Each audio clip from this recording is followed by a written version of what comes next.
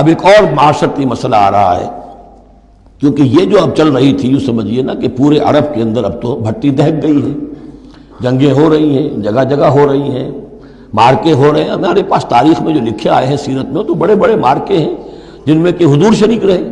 لیکن یہ کہ یہ تو ایک یوں چومکھی سی جنگ تھی جو چل رہی تھی مسلمان. اس سے آپ کو اندازہ ہو رہا ہے ان آیات سے کہ اصل سچویشن جو ہے وہاں کی سوشل سچویشن اور ٹرائبل جو ان کا معاشرہ تھا اس میں کیا کیا پرابلمز تھے.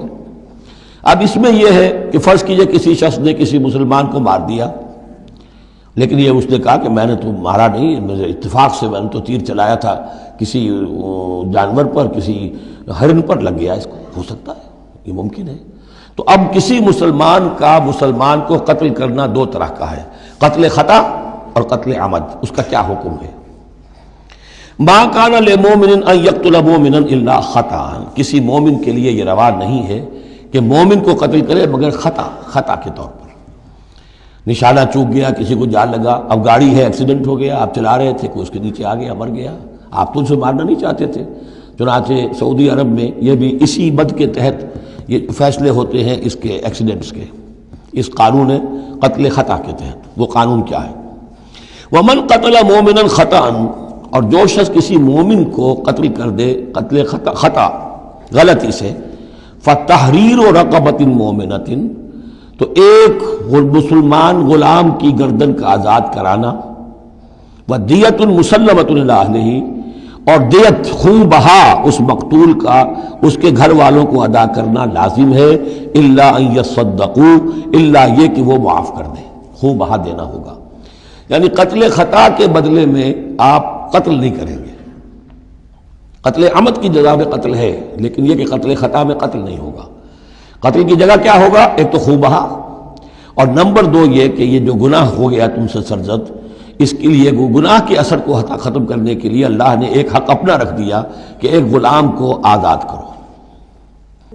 فَإِن كَانَ مِن قَوْمٍ عَدُوٍّ لَكُمْ، اور اگر وہ مسلمان تھا ایک ایسے قبیلے سے کہ جو تمہارا دشمن قبیلہ ہے، تھا مسلمان اور تمہارے ہاتھوں مارا گیا ہے غلطی سے، وَهُوَ مُؤْمِنٌ، تھا وہ خود مومن، فَتَحْرِيرُ رَقَبَةٍ مُؤْمِنَةٍ، تو پھر صرف ایک مسلمان آزاد کا ایک گردن چھڑا دینا کافی ہوگا. کیونکہ کافر قبیلے کا آدمی تھا، اب اس کو اگر دیت دی جائے گی تو کافر کو پہنچ گئی، وہ تو اس کے گھر والے کافر ہیں. دیت یہاں معاف ہو گئی، لیکن یہ ہے کہ اس کو جو ایک غلام کو آزاد کرنا جو اللہ کا حق تھا وہ برقرار رہے گا. وَإِن كَانَ مِن قَوْمٍ بَيْنَكُمْ وَبَيْنَهُم مِيثَاقٌ، اور اگر وہ ہو ایسے قوم سے، ایسے قبیلے سے کہ تمہارے اور اس کے درمیان، اس کے قبیلے کے درمیان معاہدہ ہے، فَدِيَةٌ مُسَلَّمَةٌ، تو پھر وہی حکم آ جائے گا کہ دیت بھی دینی پڑے گی، حوالے کرنی ہوگی، اِلَىٰ أَهْلِهِ، اس کے گھر والوں کی طرف، اس کے وارثوں کو، وَتَحْرِيرُ رَقَبَةٍ مُؤْمِنَةٍ، اور ایک مومن کی گردن، ایک مومن جو ہے کہ جو مومن غلام ہو اس کا آزاد کرنا بھی ہوگا. فَمَن لَّمْ يَجِدْ، تو جو یہ نہ پائے، یعنی یہ جو اب دو حق ہو گئے، ایک ہے دیت، وہ تو مقتول کے جو ورثہ ہے ان کا ہے، اس میں تو معافی نہیں ہو سکتی. البتہ اللہ نے جو رکھا ہوا ہے کہ ایک مومن غلام کو آزاد کیا جائے، اگر کسی کے اندر اتنی مقدرت نہیں ہے تو اللہ نے نرمی کر دی اپنے حق میں. فَمَن لَّمْ يَجِدْ فَصِيَامُ شَهْرَيْنِ مُتَتَابِعَيْنِ، جس کے پاس اتنا پیسہ نہیں ہے کہ کوئی مسلمان غلام کو خریدے اور آزاد کرے، تو وہ 2 مہینے کے پے بپے متواتر روزے رکھے، توبۃ من اللہ، یہ اللہ کی طرف سے اس کے جرم کا کفارہ بن جائے گا، اس کے توبہ کے قبول کا ذریعہ بن جائے گا. وَكَانَ اللَّهُ عَلِيمًا حَكِيمًا، اور یقیناً اللہ تو علیم اور حکیم ہے. اب آ رہا قتل عمد.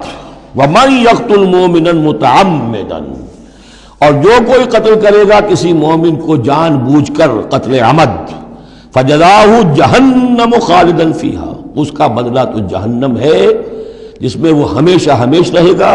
وَغَضِبَ اللَّهُ عَلَيْهِ، اور اللہ تعالیٰ کا غضب اس پر ہوگا. وَلَعَنَهُ، اور اللہ نے اس پر لعنت فرمائی. وَعَدَّ لَهُ عَذَابًا عَظِيمًا، اور اس کے لیے بہت بڑا عذاب تیار کیا ہے. شروع میں آیا تھا کہ 2 چیزیں ہیں، حرمت جان، حرمت مال، معاشرے کی بنیاد اس پر قائم ہے. لہذا یہ کہ ایک مسلمان کا قتل کر دینا بھی اللہ کے ہاں کتنا بڑا ہے. آگے چل کر سورہ مائدہ میں اس سے بھی آگے آ گیا، فَكَأَنَّمَا قَتَلَ النَّاسَ جَمِيعًا، کسی ایک انسان کو ناحق قتل کر دینا بھی ایسے ہے جیسے کہ پوری نوع انسانی کو قتل کر دیا، اس لیے کہ تمدن کی جڑ کاٹ دی. اور اس سے اندازہ کیجئے ہمارے ہاں کتنا کچھ ایمان و اسلام ہے یہ جان انسانی جو ہے کتنی سستی ہو چکی ہے، اور قتل عمد جس طریقے سے ہو رہا ہے، مچھر کی جان اور انسان کی جان ایک جیسی ہے۔ یا ایھا الذین آمنوا اذا ضربتم فی سبیل اللہ فتبینوا ولا تقولوا لمن القی الیکم السلام لست مؤمنا۔ اب اس آیت کو بھی آپ سمجھیں گے اسی پس منظر میں کہ یہ چومکھی جنگ چل رہی ہے، ہر جگہ ہو رہا ہے معاملہ، تو آپ اس میں فرض کیجئے کہ کہیں کوئی مقابلہ ہوا، آپ نے سمجھا کہ یہ کافر آ رہا ہے، جب آپ اس کے قریب آئے، اسے مارنے لگے، قتل کرنے لگے، اس نے کلمہ پڑھ دیا، میں تو مسلمان ہوں، اب کیا کریں گے؟ اس کا حکم دیا جا رہا ہے۔ یا ایھا الذین آمنوا اذا ضربتم فی سبیل اللہ، اے اہل ایمان جب تم اللہ کی راہ میں نکلو، فتبینوا تو تحقیق کر لیا کرو، وَأَتَقُولُوا لِمَنْ أَلْقَى إِلَيْكُمُ السَّلَامَ، اور جو شخص بھی تمہارے سامنے اسلام پیش کرے یا سلام پیش کرے، اس کو یہ مت کہو کہ لست مومنا، کہ تم مومن نہیں ہو، تمہیں کیا معلوم؟ ایمان کا تعلق دل سے ہے، دنیا کا سارا معاملہ اس کے اسلام پر ہوگا۔ اگر وہ کلمہ شہادت پڑھ رہا ہے اور اپنے اسلام کا اظہار کر رہا ہے، یو ہیو ٹو ٹیک ہم آن ہز ورڈز۔ تو یہ معاملہ ہو گیا تھا حضرت اسامہ کے ساتھ۔ حضرت اسامہ کا جنگ میں ایک کافر سے دو بدو مقابلہ ہوا، جب وہ کافر بالکل زیر ہو گیا کہ اب اس کو معلوم ہوا کہ میرے لیے بچت کا کوئی راستہ نہیں ہے، انہوں نے کلمہ پڑھ دیا، اشہد ان لا الہ الا اللہ واشہد ان محمد رسول اللہ۔ حضرت اسامہ نے وہی سمجھا جو کوئی بھی شخص سمجھتا کہ اس نے جان بچانے کے لیے ہیلہ کیا ہے، بہانہ کیا ہے، اپنی تلوار نے روکی، قتل کر دیا، لیکن دل میں خلش رہی۔ پھر آپ کے خود انہوں نے کہا یا حضور تک اطلاع پہنچی تو حضور ناراض ہوئے، اے اسامہ کیا کرو گے اس دن، کیا جواب دو گے جب وہ کلمہ شہادت تمہارے خلاف مدعی ہو کر آئے گا کہ میرے ہوتے ہوئے تلوار چلی اس کی؟ جب انہوں نے کہا کہ وہ تو جان بچانے کے لیے اس نے کیا، ہم نے فرمایا حلا شققت قلبہ، تو تو نے اس کا دل چیر کر کیوں نہیں دیکھ لیا کہ اس کے اندر ایمان ہے کہ نہیں ہے؟ اس قدر غصے کا اور غضب کا انداز، وہی بات کہی جا رہی ہے۔ یا ایھا الذین آمنوا اذا ضربتم فی سبیل اللہ فتبینوا ولا تقولوا لمن القی الیکم السلام لست مؤمنا تبتغون عرض الحیات الدنیا۔ دیکھو تم دنیا کا سامان چاہتے ہو کہ اس کے پاس کوئی مال ہے، ہم اسے کافر قرار دیں، قتل کریں، مال غنیمت لے لیں گے۔ فعند اللہ مغانم کثیرہ، دل تھوڑا نہ کرو، اللہ کے ہاں بڑی غنیمتیں تمہارے لیے ہیں، تمہارے لیے بڑی بڑی مملکتوں کی غنیمتیں آنے والی ہیں، ان چھوٹی چھوٹی چیزوں کا اور اس کے اوپر اتنی حدود اللہ جو ہے اس سے آزادی نہ برتو۔ کذالک کنتم من قبل، دیکھو تم خود بھی تو پہلے ایسے ہی تھے، آخر ایک دور تم پر بھی تو گزرا ہے، تم سب بھی تو نو مسلم ہی ہو، ایک وقت میں تو تم میں سے ہر شخص کافر ہی تھا نا، مشرک تھا۔ کذالک کنتم من قبل، تو اتنی سمجھ لینا اللہ نے آپ کو توفیق دے دی، اللہ نے کلمہ شہادت آپ کو عطا کر دیا، رسول کی دعوت و تبلیغ سے جو ہے بہرہ مند ہونے کی توفیق دے دی، اللہ کا انعام مانو، لیکن یہ کہ اس طریقے سے لوگوں کے اس معاملے میں اتنی سخت روش اختیار نہ کرو۔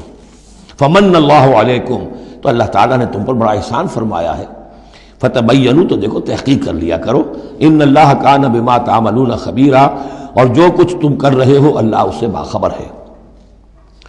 لا يستوي القاعدون من المؤمنین غیر اولی الضرر والمجاہدون فی سبیل اللہ باموالہم وانفسہم۔ اس آیہ مبارکہ میں جہاد کا لفظ بمعنی قتال ہے، جہاں تک جہاد کا تعلق ہے وہ تو مومن ہر وقت کر رہا ہے، دعوت و تبلیغ بھی جہاد ہے، اپنے نفس کے خلاف بھی جہاد ہے، المجاہد من جاہد نفسہ، بلکہ پوچھا گیا ای الجہاد افضل یا رسول اللہ، آپ نے فرمایا ان تجاہد نفسک فی طاعت اللہ، اپنے نفس کے خلاف جہاد کرو، اسے اللہ کا مطیع بناؤ، یہ بھی جہاد ہے۔